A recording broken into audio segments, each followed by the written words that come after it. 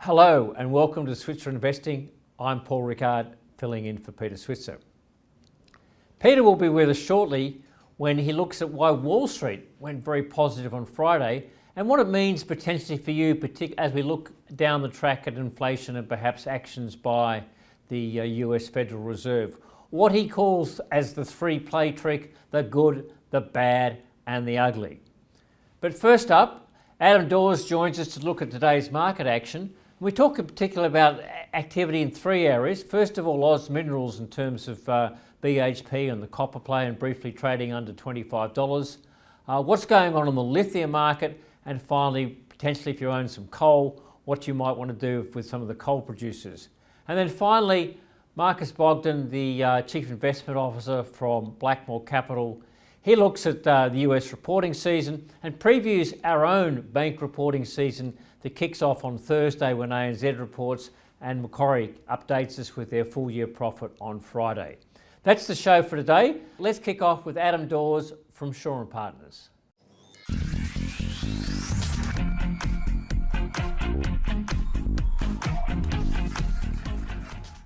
Joining me now is Adam Dawes from Shaw & Partners. Adam, welcome to the program. Thank you, Paul. It's lovely to be here. Look, a good rally in our market today follows the United States on Friday, I guess, sort of more positive sentiment that perhaps, I wouldn't say inflation was as a peak, but maybe that the Federal Reserve won't go as hard and as fast as the market had feared. What sort of credibility do you give that sort of line of thinking, and do you give it, how do you see that playing out at the moment? Yeah, it's an interesting one because it's probably a lot of cat and mouse that's going on at the moment. We think peak inflation has peaked at that 9.1% in July this year, and every month since then you've seen us sort of steadily fall away from sort of 8.5 to 8.3 to 8.2%. So that does potentially give us that there's a trend that's happening in that fall away inflation, and then potentially the government or the Federal Reserve doesn't really need to continue on that rate hike as what's going on. The market today has got a little bit sort of sideways with the RBA sort of potentially talking about we'll do another 25 basis points in November, 25 basis points in December, but then February we might need to raise it again. So the market's just a little bit cautious on what the Fed / the RBA is talking about as far as the further interest rate rises going into 2023. And on that subject, do you think that things like employment data become even more important as the market looks ahead? Because what we are seeing is that while inflation may have you might be right, it might have peaked, the economy still seems to be going, relatively gangbusters, notwithstanding all these higher interest rates. I just wonder what evidence the central banks might need that some of their policy action is starting to work. Yeah, it's actually started to work. Yeah, that's the $24 million question. At the moment, I'm really concerned about the disconnect between the consumer and what's actually happening with the RBA, because potentially we see this Christmas as being one of the best Christmases that's ever happened as far as, something like a Woolies or Coles or Metcash being the IGA stores. We think this Christmas is going to be really good because it's the first time in 2 years that there's been no disruptions or no restrictions on families getting together.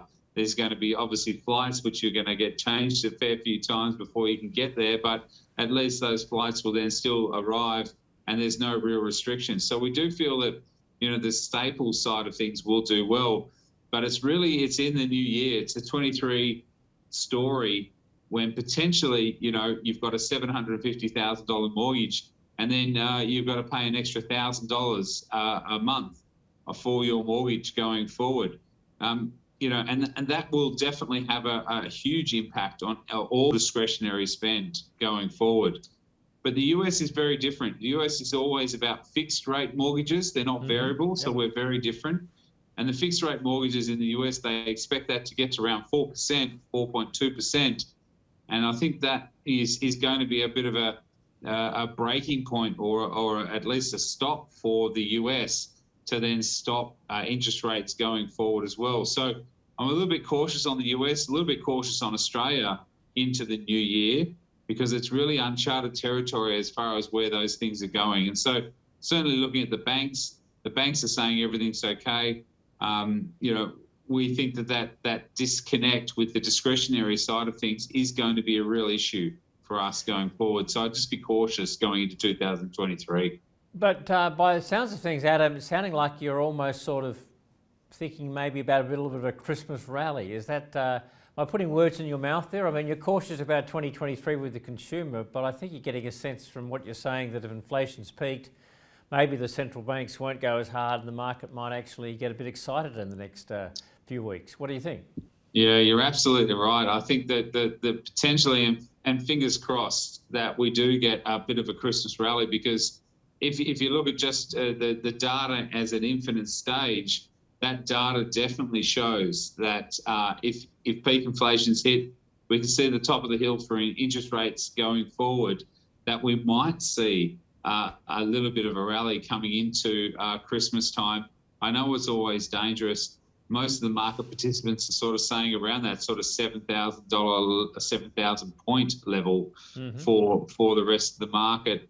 But yeah, I'm an optimist, and I really do hope that we do see some kind of rally going forward, because it really does give us the ability then to say, okay, well, let's get rid of 2022. Okay, we're done.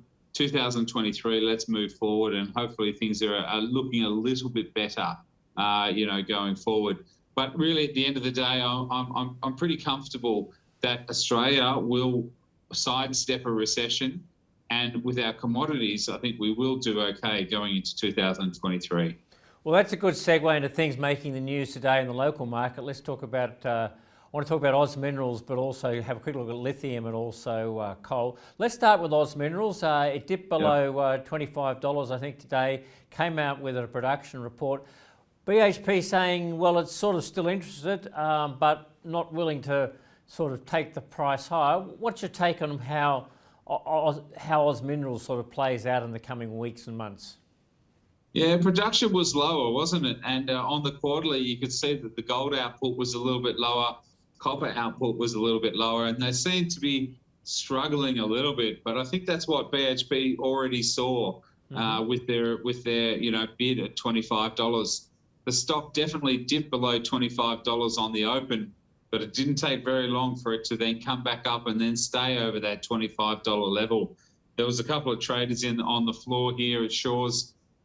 They were buying it on the open and then sort of flicked it as it got past that sort of 25.10 and above. So, I think it was interesting to sort of watch the price action of Oz Minerals. I think BHP's have that firmly in sight. They want to expand their copper production. They see Oz Minerals as a fantastic way to do that, and it really looks like that they will then continue to move forward. Whether they up the bid, I'm not too sure. I do think that they will up the bid to mop this up. I think there will be a 3 in front of it, but only time will tell as to what BHP wants to do with that. But we know that they want that copper. It's sitting quite closely to where they've got some other tenements, so they're very keen to get that moving. So I think they will up the bid. But that quarterly definitely played into BHP's hand, don't you think? Yeah, it did. So I think we've got a floor there at $25, I think, by the sounds of it, at least in the short to medium term. Now, let's talk about copper's not a new age mineral, but we all know that copper's going to be in hot demand. Another one is lithium. So news from sort of, I guess, the US and China there that, again, we've seen strong rallies in the lithium miners today. Yeah. Allkem came out with their quarterly the other day. And IGO also came out and sort of said that their quarterly options around about that sort of $5,000, $6,000 US dollars a DMT, which is just playing perfectly into the hands, because these guys could produce a metric ton of lithium around about $900, which they're selling it into the market, into the spot market of $5,000 or $6,000. There's a lot of production that they can do. They can produce up to 140,000, 150,000 tons of lithium, going forward. So it really does sit well within the business model, going forward, and allows analysts to sort of really get a good idea of what's happening. But the lithium story seems to continue on. They're saying that those auctions are continuing to go higher, albeit the prices aren't increasing as much as the previous time, but they're still sitting at those record high levels. So I think it's an interesting story. I've put a little bit of a trading sell on PLS. I think that's it's had a good run, and I prefer IGO in that space. It got down to about $2.10 in the middle of June. Now it's about $5.40. It's so it's almost a tripling in 4 months. Not quite, but look, it's been probably the best performer. But so you think a little bit overvalued compared to Allchem and maybe even IGO? I agree. Yeah, I think you could do you can't go wrong sort of taking a profit at these levels, especially with PLS. I'd be comfortable just to sort of take a little bit off the table, cycle that into AKE or IGO. I think that's prudent trading, and you don't sell your entire holding. You just take a little bit off the top, even your original investment for those long-standing shareholders, to take a little bit of profit. And that's what we're also doing in the coal space at the moment. Yeah, let's just to finish on coal. Has coal had its day? I mean, again, it's been a spectacular run for people in stocks like Whitehaven, but unloved about 12 months ago. Now you don't want to get enough of it, but we've seen a bit of a pullback. So maybe is coal sort of, profit-taking territory? What do you think? Yeah, Whitehaven, I definitely, last week I sort of talked to a lot of people about sort of taking a little bit of profit in Whitehaven. I think, with Coronado Coal, obviously there's a merger with Peabody. That's going to happen. But, potentially taking a little bit of potential profit in Whitehaven and then move into something like a Coronado or even a Terracom for those dividends that are going to be spitting out for the businesses.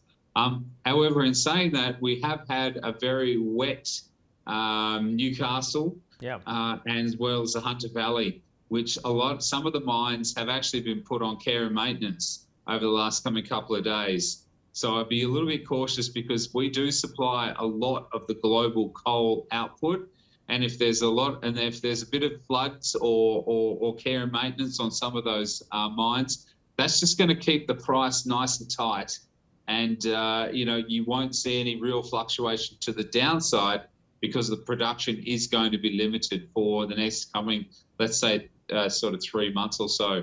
So I'd be cautious on sort of the coals. You definitely want them in your portfolio. You definitely want to be keeping them. If you own Whitehaven, I'd be taking a little bit of profit up here. I think there's no doubt that you've done very, very well. Looking to sort of then roll that into some of the smaller Coronado or Terracom. I own some Terracom myself, so be careful with that one. But look, I think, you can't go wrong in that coal space. I think it looks pretty good at the moment. Okay, and we'll leave it there. That's Adam Dawes from Shaw & Partners. Adam, thanks for joining us on Switzer. Thank you. Have a great afternoon.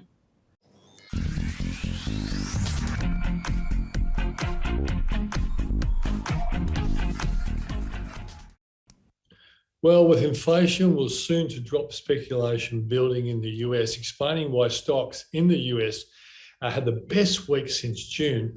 One of the good, the bad, and the ugly plays for anyone trying to rebuild their portfolios after a few rough years. The S&P 500 slide started on 4th of January this year, and it's been a big 21% sell-off, but it was actually worse earlier in the year. While our 2022 drop is only 12%, but last Friday, US stocks staged a big rebound that the pundits think is connected to a belief that an inflation dive in the US is getting closer. The dates to watch are 4th of November with the October jobs reading, and then the 10th of November for the next US inflation number. Now, this chart makes me positive that we will soon see the official US inflation number fall. Check out the red line and the black line. The black line shows how Shane Oliver's pipeline of indicators are really falling, and eventually the official CPI, the red line, is bound to catch up and fall as well. This is what Dr. Oliver has concluded from this chart of his. And I quote, signs of a slowing ahead in US inflation continue to build. And this should help the Fed, that's the central bank, slow down the pace of rate hikes soon. This was Oliver's latest from Friday's trade on Wall Street. In fact, I'm quoting again, in fact, there are reports that the Fed may consider slowing the pace of rate hikes from its December meeting. Now, given when rate rises ease or stop, stocks should take off. And here are 3 plays you can make money out of, I reckon. And I call them the good, the bad, and the ugly plays. The good play is a really safe one. You buy an exchange traded fund for the ASX 200, something like IOS or A200, or a Vanguard similar product for the ASX 300. This sort of thing will give you a nice rebound when the market takes off. And I think over the year, you expect at least a 10% gain, plus a 4% dividend and franking. So you can see yourself making even 15% in a year. That's the good, pretty easy play to make. Of course, if the market falls, you'll fall, but eventually you'll get the rebound factor playing in your favor over the next 12 months or so. The bad play is a one called IVV. Now, IVV gives you the US stock market, which I think will rebound, but I also think the Aussie dollar will rebound at the same time. And so when you get the US market rising, you make money, but when the Australian dollar rises, it takes money off you. So I suggest a better play would be IHVV. The H stands for hedged, and it's not a very expensive product at all. It's only about 10 basis points, and it just gives you that insurance about if the Australian dollar rises, and the Australian dollar tends to rise when the US stock market starts to rebound. The final play I call ugly, but it really is ugly because something can go wrong. When it goes wrong, it's really bad. When things go right, it's a really great performer. It's called gear, put out by beta shares. Now, with gear, if the stock market takes off, you get a magnification effect. And I think it will work, but it's such a high risk, I can't recommend it. And the one thing you've got to worry about is if the market falls over the next month or two before it takes off, the gear will magnify on the bottom, on the loss, and you'll lose a lot of money. But if you're a real risk taker, you might consider getting into gear, particularly when you think the worst of all this is over. They're my 3 plays, the good, the bad, and the ugly. All we have to do is keep our fingers crossed that inflation drops in the US and then the stock market will take off, and that will be a great money-making time. That's my story for this week. See you on Thursday.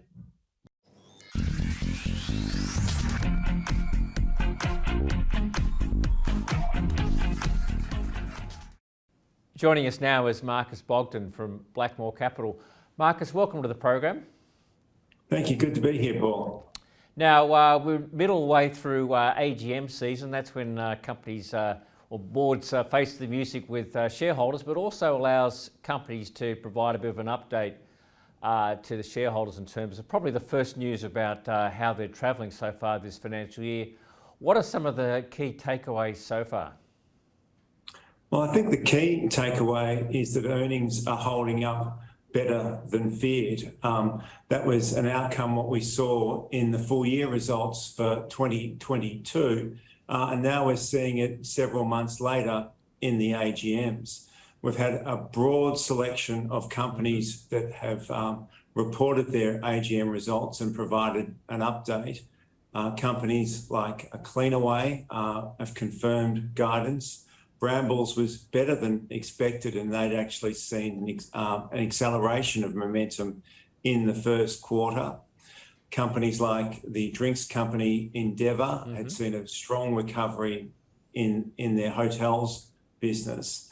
And so collectively today, this is encouraging news, particularly for the first half results that we'll see in February. Now that follows on from some I guess a reasonably good start to US, their quarterly earnings cycle. We had the big banks out last week, plus a couple of the tech companies. Again, they seem to be doing a little better than perhaps the market was expecting.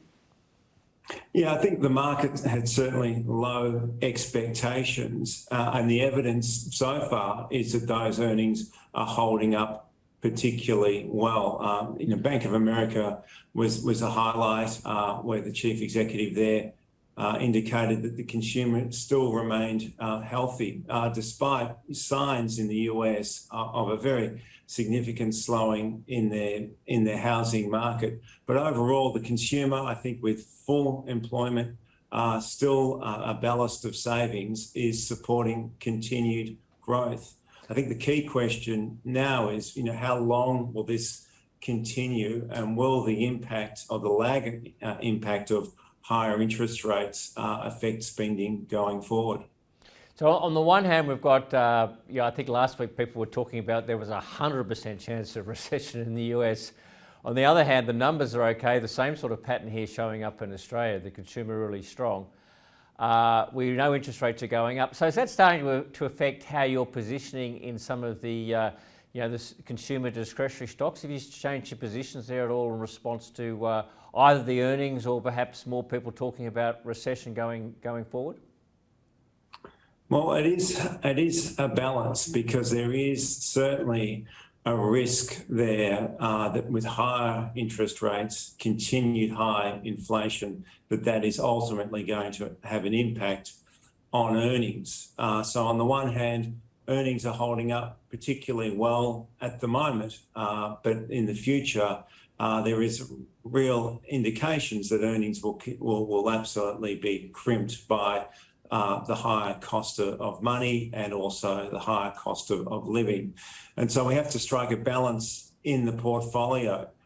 We are still definitely tilted towards those more defensive industrial companies, companies like Brambles that reported very good results. Healthcare has been a laggard in terms of share price recovery, but we are seeing, importantly, a sequential improvement in healthcare activity, particularly admissions to hospitals in terms of being able to generate higher elective surgery rates. And then we like areas such as the energy sector, which continues to be under enormous pressure given what we're seeing in Europe and more broadly globally. Let's talk about, go back to healthcare. CSL last week provided an update on Vifor Pharma in terms of how it's going to integrate that business, what it saw as the opportunity.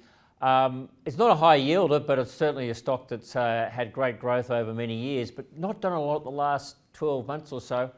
How are you looking at CSL in terms of that acquisition and where you think the company moves forward? Well, you're absolutely right. The CSL share price has struggled for much of through the pandemic, and even more recently, even as activity has started to increase. But on the ground, we are seeing a significant improvement in their underlying business, primarily plasma therapies and the collection of plasma in their largest market in the US. Those rates of growth are up almost 30% from the trough that we saw from the pandemic, and those levels are now above pre-pandemic levels. So that recovery in their base business is encouraging. They have made a very large acquisition on Vifor, and we had the first indications of the opportunities that CSL has seen in that business, and that will.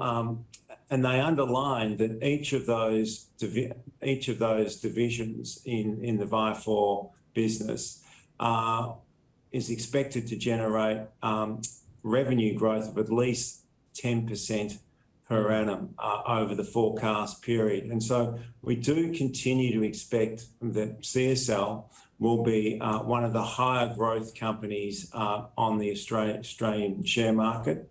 And it should now continue to deliver dependable growth going from here. And the price earnings multiple has come down quite materially. And based on 2024 numbers, where you get a full contribution of Vifor, that PE now is around 24 times, and we're expecting to see low double-digit earnings per share growth over the forecast period. So at that sort of forward PE of 24, is it on? Are you buying that at the moment, Marcus? Well, we've already got it in the portfolio, but any further weakness, I think, would be suggestive that that would be at very attractive levels for investing over the medium to long term. And it's certainly a PE that is now well below its 5-year average. Yeah, favourite company of mine and Peter's. Let's move on to just locally. Later this week, we've got bank reporting season. Australia kicks off with ANZ on Thursday and I think Macquarie on Friday. What are you expecting there in terms of bank earnings and how the markets have been one of the better performing sectors over the last couple of weeks? Do you think there's more in the banks at the moment? I think you're seeing those results bringing forward in terms of much stronger share prices.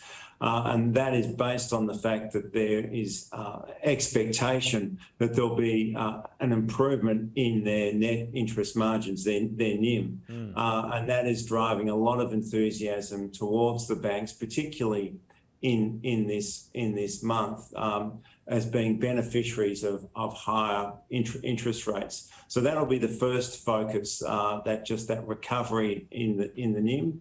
And secondly, comments around their growth in both their mortgage lending and their bank lending will also be of significant importance, and whether they are seeing any stress in their underlying loan books will be the third element. But I think now we're seeing a very strong recovery in the bank share prices, and I think that's reflective of probably in the shorter term quite favourable fundamentals. And finally, look, Macquarie hasn't quite benefited as much as some of the commercial banks. It's out on Friday. What's your sense on Macquarie at the moment? Well, I think the underlying businesses, particularly those ones that are capital-facing markets, will be under pressure. I mean, there's certainly, with higher volatility, the expectations around, IPOs and that sort of activity have been subdued. But on the other hand, their commodity-facing businesses should be a beneficiary of higher volatility. But Macquarie is very much what we would classify as a market-facing business, and that uncertainty has been reflected in its recent share price. But the fundamental picture around their positioning in green energy, their commodities businesses, and also their asset management businesses still paint a very favourable picture over the medium to long term.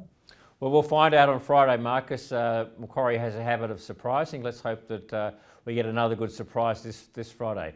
That was Marcus Bogdan, the Chief Investment Officer at Blackmore Capital. That's the show for today. Don't forget, if you want to read more about what we've got to say and our ideas, have a look at the Switzer Report, switzerreport.com.au. I'm Paul Rickard. Thanks for joining us.